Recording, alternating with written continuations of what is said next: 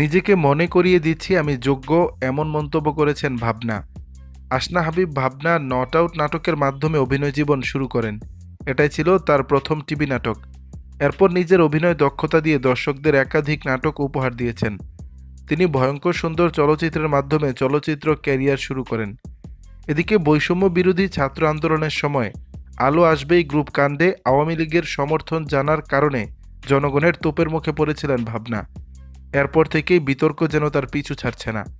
হাসিনা চলে যাওয়ার পর ভাবনাও গা ঢাকা দেওয়ার পাশাপাশি সামাজিক যোগাযোগ মাধ্যমে খুব একটা সরব থাকতে দেখা যায়নি। তবে সম্প্রতি আবারও সরব হতে দেখা গেছে, নিয়মিত করছেন পোস্ট। আসনা হাবিব ভাবনা সম্প্রতি কিছু ছবি ভক্ত অনুরাগীদের মাঝে শেয়ার করেছেন, যেখানে ওয়েস্টার্ন পোশাকে ধরা দিয়েছেন আর ক্যাপশনে উল্লেখ করেছেন, নিজেকে মনে করিয়ে দিচ্ছি আমি যোগ্য।